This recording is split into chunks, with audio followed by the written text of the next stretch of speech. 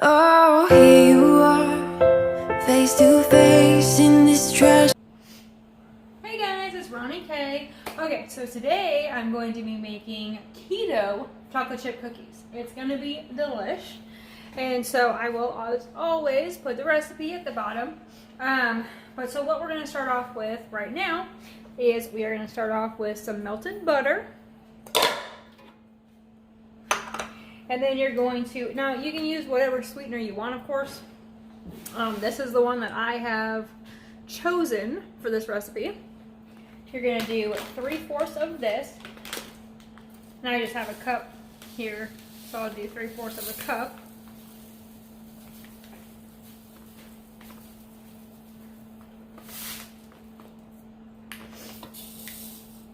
Those are the first two that you're going to put in. And then you're just going to mix these first before you put anything else in, because you want the right consistency anytime that you're baking. So let me get this in here.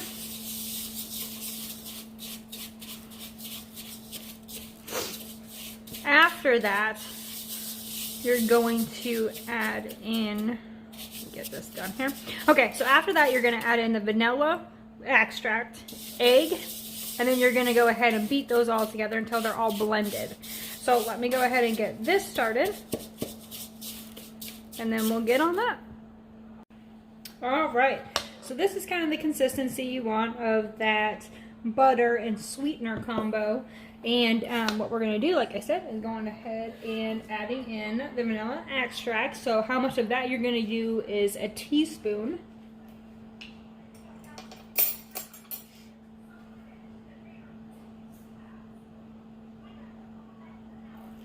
Right in there.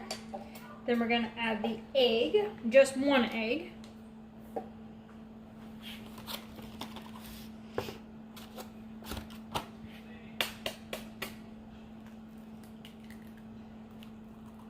Alright.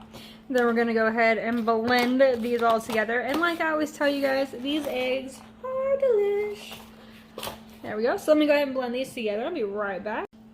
Okay, so this is the consistency you want after. Now this, again, is the butter, the sweetener, vanilla extract, and the egg. That's all that's in there right now. But that's how you need to do it, because you need the right consistency. If you put everything together, it's going to get lumpy. It's not going to be right. So that's what we need to do. So next, what we're going to add in is the almond flour, or really whatever flour you want, but almond flour is probably best for this recipe, so I would try to stick to it and not try to veer from that, really. Go ahead. This is going to be 1.5 cups. So just to let you know that. Now, I know we're all kind of down with this whole Corona thing, and I don't know if you are working or you're just staying at home or what you're doing. First of all, when I add flour, I kind of add it a little bit at a time to kind of stick with the right consistency. Yeah, and I don't know what y'all are doing. I am still working.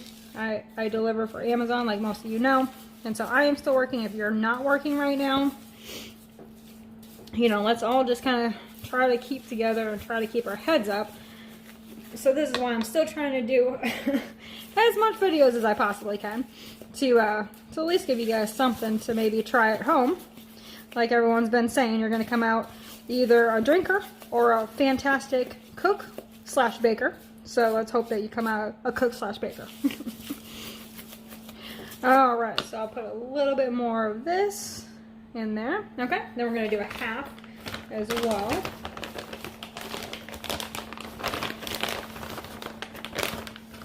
Perfect. Okay, get all this in here. Then we're also going to add in, at the same time as the flour, we're going to add in the baking soda, cornstarch, and salt. And then we'll just combine all of those. And then get that in there. Perfect. And I normally add really the flour into anything. I normally try to add it in 1/2 cup at a time. So just, if you guys aren't noticing that. That really gets it real in there for you guys. Perfect. And of course, if you have a mixer, of course you can do that, but you know me, I definitely try to do it as old school as possible, just in case you don't have them. Because I don't like trying to make those ice creams, those keto ice creams, and them say, oh yeah, make it in an ice cream maker. Yeah, well, anyone can make it in an ice cream maker, but it takes a special person to be able to make it without the ice cream maker. All right. So let's see here. Baking powder is what I'm going to add in next. Oh, let me get this rinsed off here. Okay, the baking powder, baking powder and cornstarch are both going to be a half a teaspoon. So,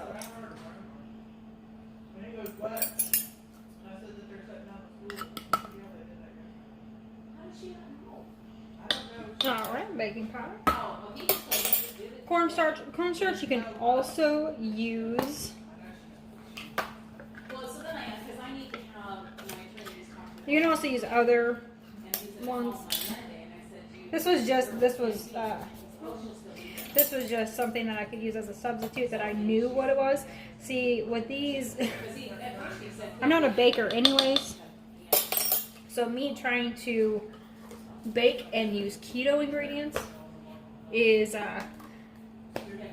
interesting. I'm learning a lot, let's just say that. I go there and I'm like, I don't no idea where to find these ingredients, so let me just try. So if you guys are having that problem as well, you can always try to look in what I can sub for it if you can't find the actual what it's reading. See this, when you guys see the recipe that I'm going to put down there, I did substitute some stuff. I did substitute the sweetener because this was just easier to find, and I did substitute the cornstarch. But works just fine. Now the cornstarch is optional, okay?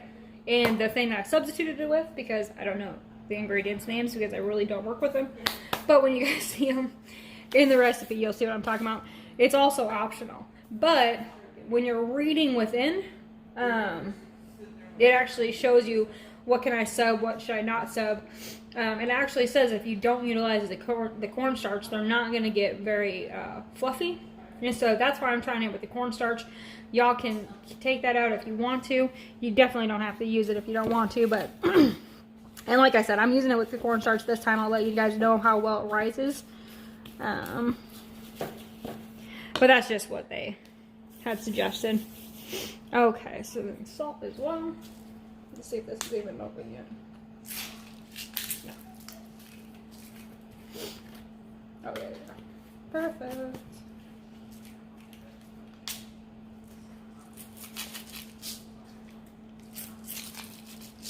That's not going to be over there.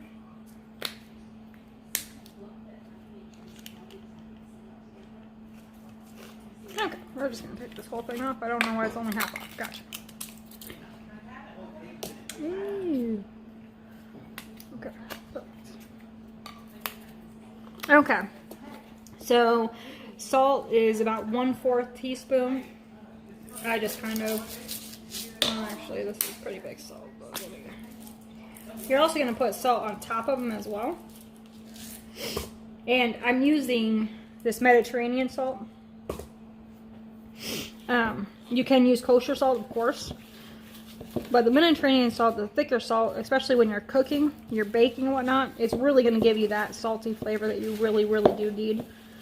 Especially with these, so I would recommend doing that, at least for the top. You can do kosher salt within the batter, but I would really top it with a thicker salt, either sea salt or this Mediterranean salt. Okay, so everything's blended together that needs to be blended together, so I'll go ahead and put these on a cookie sheet, and you're going to preheat this to 355. Totally did not say that, so sorry.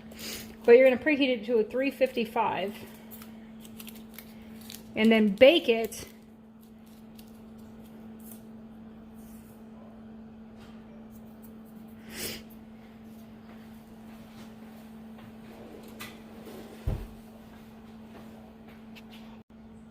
Okay, so this is all mixed in together, so you're going to preheat it for 355 and bake it for 10 minutes or less.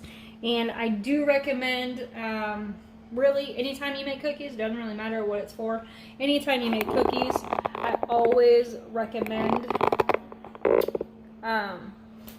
watching them, because cookies, if you bake them less time, like if I would bake them for 8 minutes or whatnot, and I'm seeing them rise, that's a really good time to be able to take them out and try to see if they'll cool correctly, because they're going to be fluffier that way.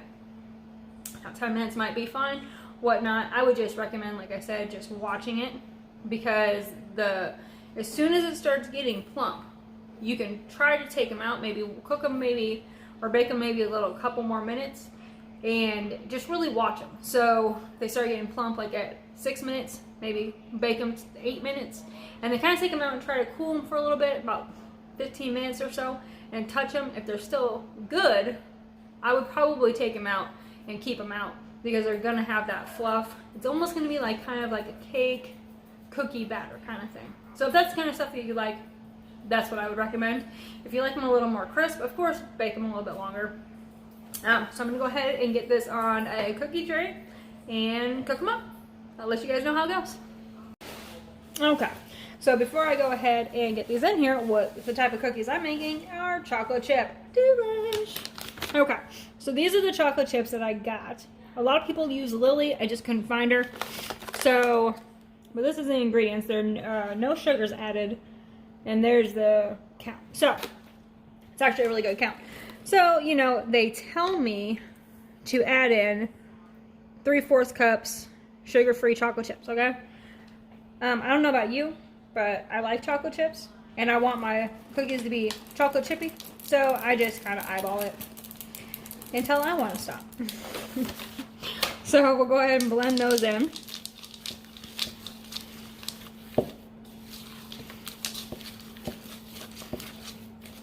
Oh yeah, that looks delicious.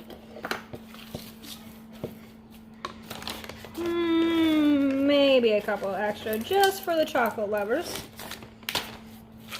Perfect. Oh yeah, that's gonna be good. Every single bite's gonna have a chocolate chip in it. Fantastic. Okay. All right, so I'm gonna go ahead and get these on a cookie sheet and get them going. Okay, so these were supposed to be chocolate chip salted cookies, all right? So they got super runny, and so what I did was I scooped up all of the half-baked runniness, and I added some coconut flour, mixed it all back together, put a couple of things of salt on top, and boom, chocolate salted balls. There you go.